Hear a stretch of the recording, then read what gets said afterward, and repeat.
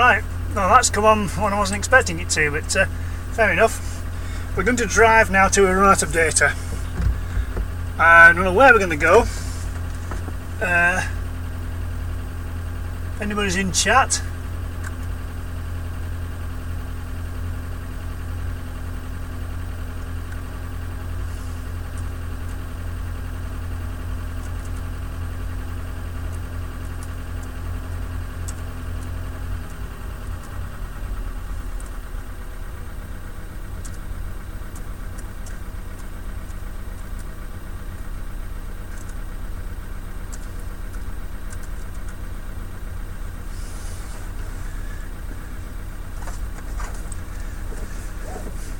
Is anybody here? You get to a junction, I'll say left or right. You say left or right, and we'll go that way. How does that sound?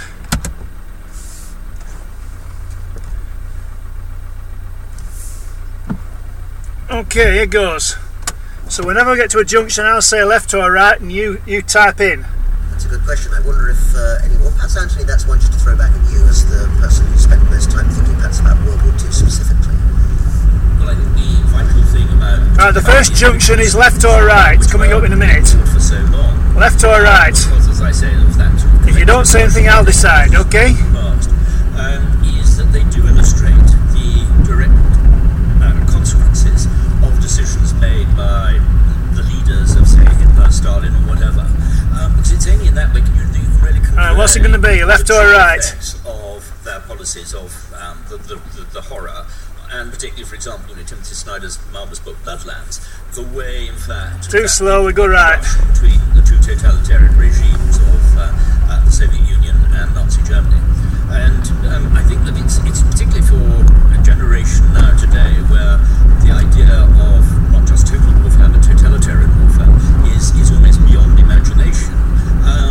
It's the only way actually of conveying that reality. Statistics in the Second World War are so appalling, they're so terrifying that they're almost numbing.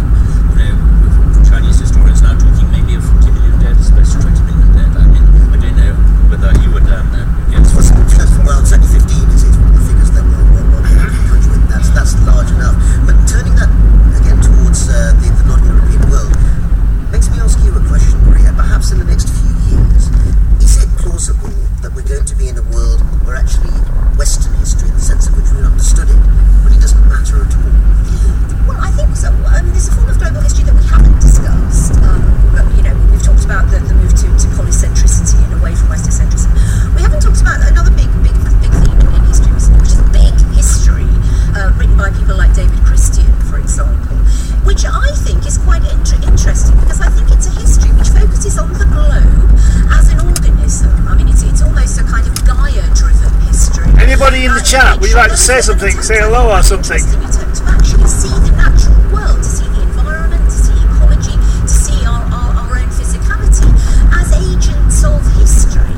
And as agents of history that we as human beings, with our weapons of the Enlightenment, with science or whatever, have perhaps been rather hubristic in our ability to control. Is there nobody in the chat? Quite a lot of interesting history is being written in the last 20 years. But I think it's becoming of interest now because the rise of China and the realization that we cannot have 2 to 3 billion people living the kind of lifestyles that rich people in the West have lived and maintain the ecology and viability of the planet is making that history seem very, very relevant.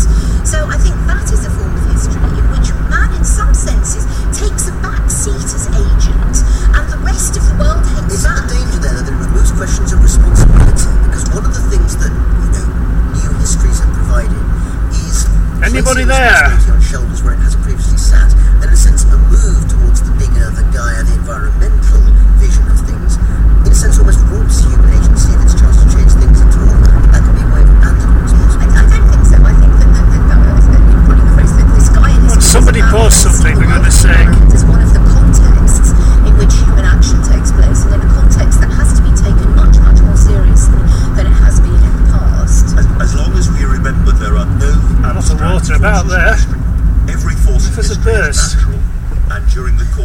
last 70,000 think years. there's scene to it. The most dramatic natural force has been us, in the way we have transmitted microbes around the world. And it is a strange linkage of technology, hubristic technology and microbes. I mean, it required the Europeans to come up with a particular kind of wooden bucket which could sail across the Atlantic to carry the diseases which then wiped out something like 95% of the people living in South and Central America. So, Anthony, here we have all sorts of, new ways of looking at a variety of, in some ways, very old phenomena.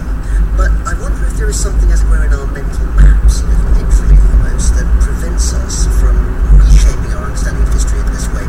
I mean, we are all shaped by a sort of mental toolkit and infrastructure, which has to do with countries, with maps, with ways of looking at the world that are hard to shift. That is certainly the case. I mean, one sees the way that the imposition of nation states, of the effect of the Versailles Treaty is not just on Europe, but above all, for example, when one takes sort of Iraq and the other countries that were established at that particular time, in the way that we usually try to go for a sort of rule of three different ethnic groups or whatever, so that divide and rule would still be possible for the colonial powers. But all of these developments were all... Here we have an unusual sight, a factory still working. Really part of the effect of war. It's 10:30 at night, and there's work going on in that building there. Social change. Don't know what, but something is. For most countries in the world, their identities and the rest of it have actually been formed. But that has to be a bit seductive. I want to bring it back again. I was fascinated by it, you'll see, Andrew, to a line in your introduction. You mean about time? Huge acres of peace that you bound over with a few paragraphs. Left or right, Midwest to here? It's most simple. Is it just that war is more exciting to write about than peace? And can't that create a distorted view of the longer view of where we've been? What I describe as the lulls, and we live in the lulls, most of us, thank goodness. But I would agree with Andy. I think that war is a dramatic accelerator of change. I think this might be a good moment just to return to the audience, because again, we've been hearing quite a lot here about the different models that we might be using for rewriting world history, and I see already some hands. I think would like to comment. Name of Mike Sands. But this thing, and I've been interested in history all my life. I think with globalization, history is getting too big to be comprehended. And in some respects, what's happening now with history and historians becoming almost a Tower of Babel. That everything is thrown into the pot, but nobody's really listening. The chat went off before, or the gas went off for some reason. I don't know why. The case for one volume world histories, as it were, whoever they're written by.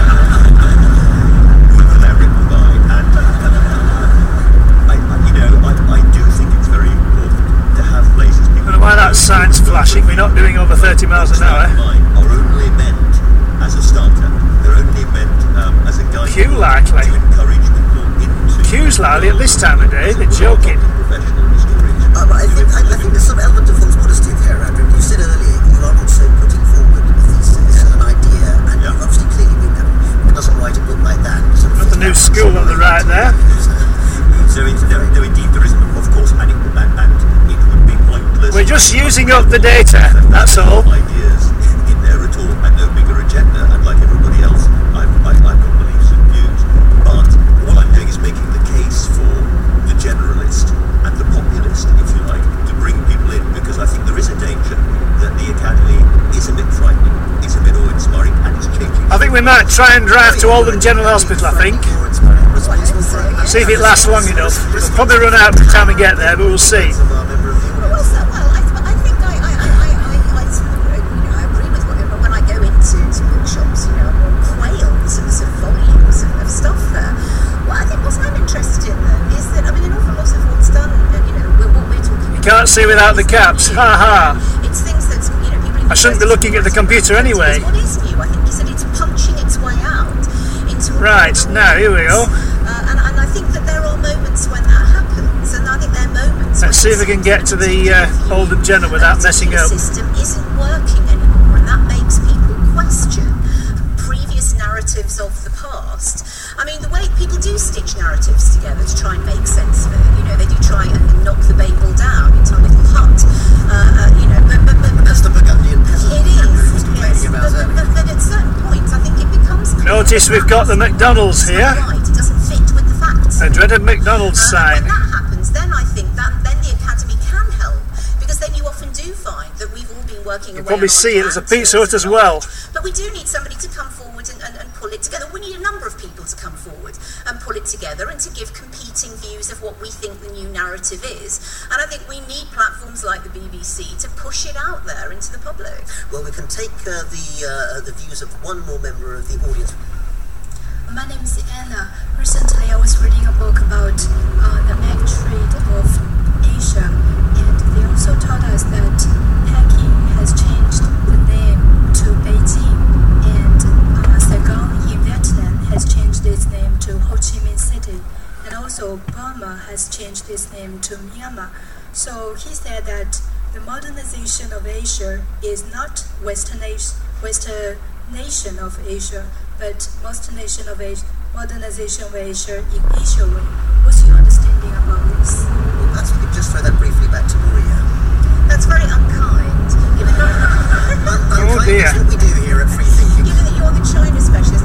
Renaming is a big thing in Asia, and whether it's, I think you're right. I think there is an element of rejecting what has been seen as Western identities. I mean, it's happened all over India with Mumbai, you know, with Chennai, with Kolkata.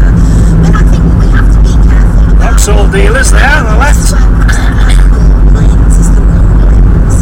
And I think the point was being made about perhaps losing some of the detail here, because a lot of the name changes in India are also about very specific local political and factional competition.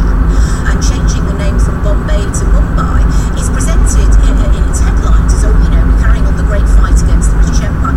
But when you look a bit closer, it isn't about the big fight against the British Empire. It's about the big fight of a certain Kohli community against other caste communities who dominate politics in that city. Right. So I think that's a very good question, I think, for throwing into the open the dangers of having, you know, looking through the telescope and not looking through the microscope sometimes. Absolutely. I should point out just briefly, of course, that Beijing has always been called Beijing by the Chinese. It's just the Western name for it is what we think might change that. Another indication of how the them and us divide sometimes actually looks different when you're looking from the them rather than the us side. But although we have pretty much covered the entirety of world history, we're going to have to end this particular chapter of our book of history here. But please would you thank our guests today, Andrew Marr, Anthony Beaver, and Maria Misra.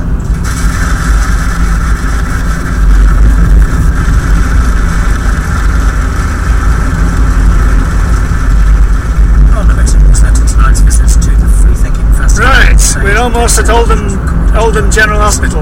Oldham, whatever it's called. Royal Oldham Hospital. That's it on the left.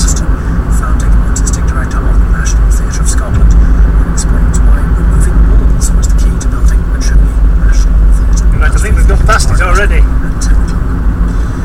Free Thinking coverage continues now on Radio 3 with the second Oh, here it of is. this week's essays delivered by one of our new generation thinkers at the Sage Gated. Professor Nandini Das of Liverpool University takes the audience on a tour through the sensational world of 16th century crime pamphlets.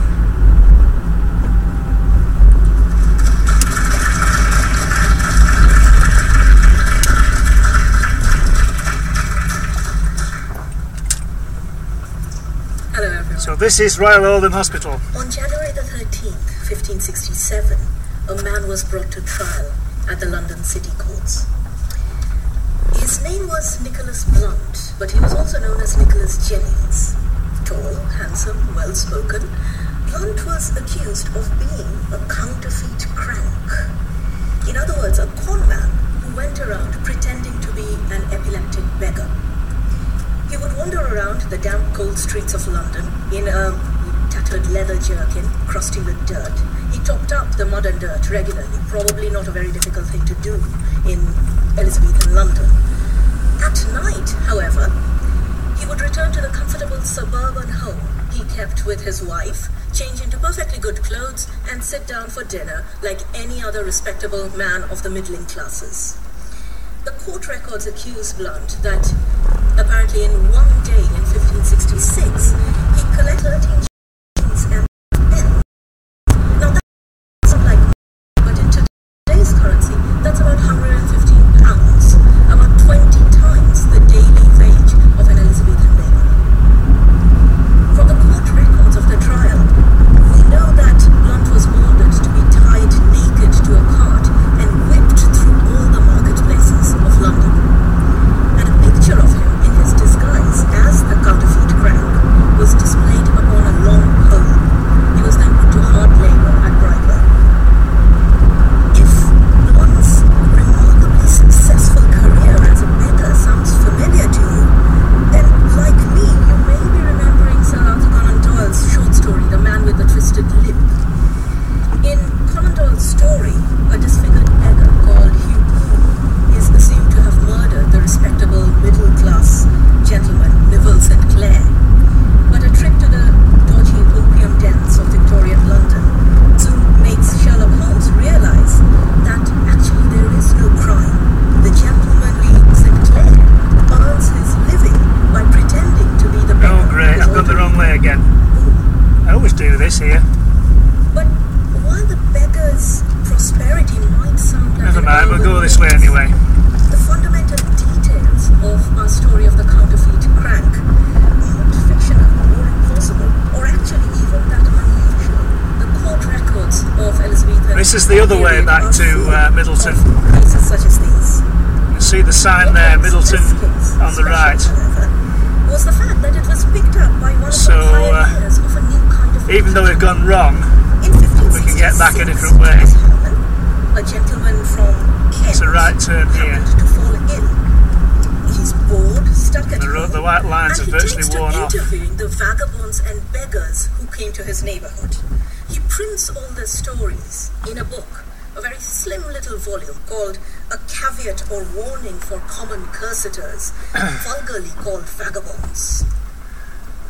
Harmon's book describes how some of them, like the counterfeit crank, use the pretense of illness to deceive people. The hookers or anglers wander around with long sticks, waiting for the opportunity to steal clothes through open windows.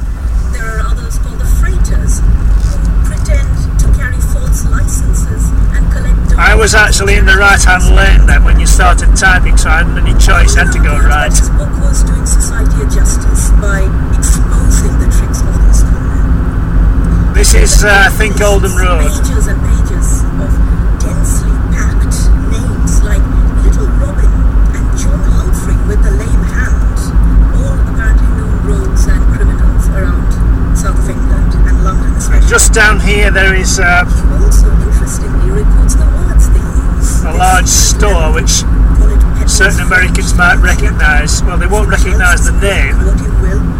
but they probably recognise the style. Of a trend whose popularity I think it'll still be lit up, so we can probably drive in and have a look. took the books at their word. Most of them claim that See the sign on the right there? is to educate the reader. But they It is say open 24 hours, so we can actually in the winter of 1591, for drive in and example, have a look round. a slim little book comes out in print, a pamphlet called A Notable Discovery of Cozenage. The book's about the arts of cozening or cheating, written by a Cambridge graduate turned professional writer called Robert Greene. Within a space of 2 years, Greene would produce a series of 6 pamphlets about England's rogues and tricksters. Now he calls them the coney catchers, the rabbit catchers. Their victims are the rabbits blindly walking into the trap set for them. The names stuck. Here's the And Chatterton Greene's Asda. literary persona itself became a brand name in its own right, copied and Quite a imitated large one, endlessly by open 24 others. hours. Greene himself dies in 1592, but the popular press It's the UK continues to equivalent churn out of Walmart. endless pamphlets feeding the appetite that he had stoked up. It was one of the most remarkable publishing successes of this period, exploiting both their readers' fear of crime and their fascination with it in ways that really make us think again about our own relationship relationship with society and the crime literature of our own age. So, what is it that makes it this Petrol 131.7. The title If that's cheaper than Tesco. of Green's notable discovery of cousinage gives us a clue, I think. If we take him at his word, Robert Greene was the Christopher Columbus of illicit discoveries, the Marco Polo of the criminal underworld of England. He claims to be amazingly well travelled around Europe. He knows all the European countries, he says. But he knows the invisible underbelly of his I'm own surprised this data's staying on this long, actually. He claims to have been friends with odd madcaps and criminals. He has drunk and lived with them. He speaks their secret language.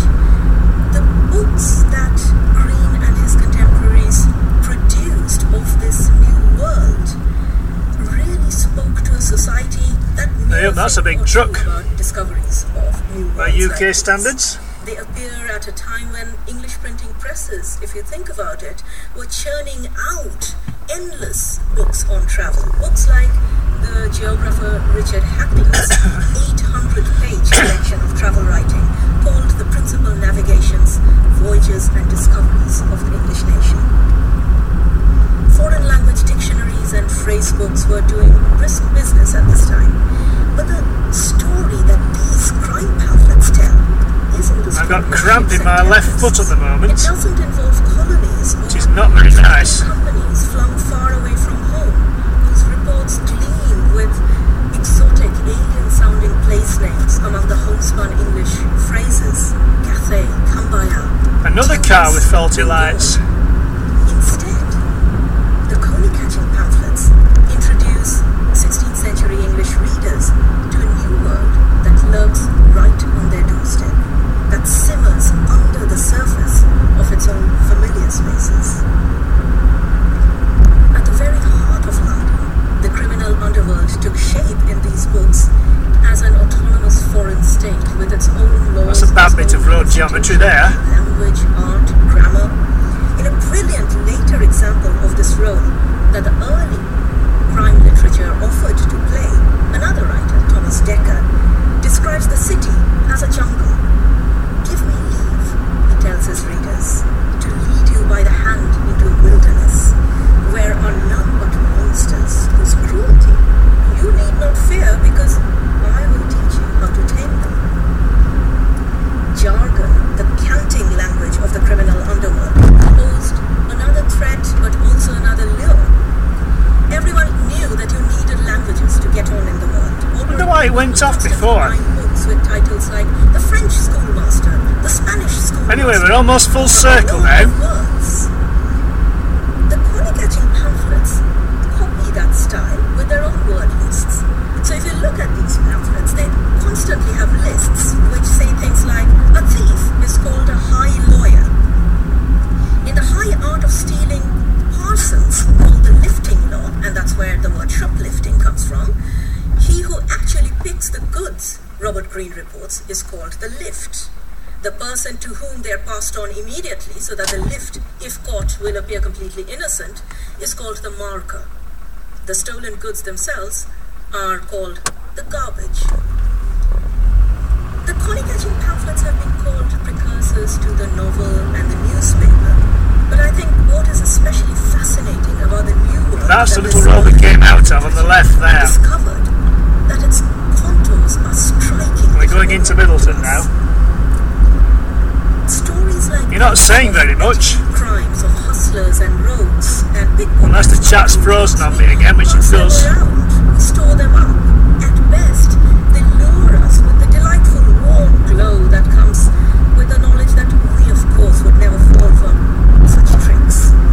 At worst, they're nerve-wracking nightmares that riddle the familiar Vitafoam's fabric of open, working at everyday night. life. Invisible but unavoidable portals into an other One of the big mills all lit up. These stories illustrate something fundamental about the literature of crime, that it feeds on a collective social paranoia about the covert and the unseen.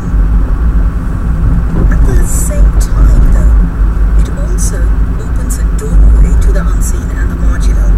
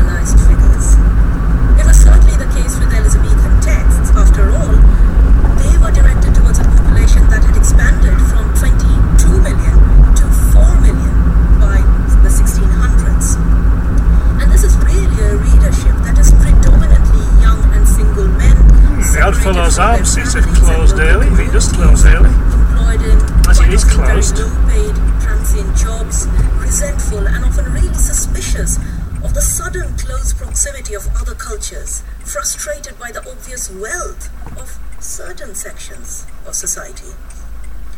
One of Green's connicatchers voices their resentment as he defends his own actions. Few men, few lawyers or bankers, he says, can live uprightly, unless he has some pretty way more than the world is witness to help him. His resolution, he says, is to use his own wits to save himself by any means necessary. So what happens to Nicholas Blunt, our counterfeit crank? Thomas Harmon, that gentleman from Kent who writes his book, finishes his story about Blunt by telling his readers that after serving some time at Bridewell prison, Nicholas was set free after he promised that he would prove an honest man. His picture, as the counterfeit crank, remained in Bridewell as a monument, like a part of an early rogues gallery. I was wondering if the Christmas lights were on, but they're not. Into the ceaseless So, stream of people moving through the change city. of direction Another there. ordinary face in the crowd, another person you bump into as you move on the roads. One can't help thinking that in some sense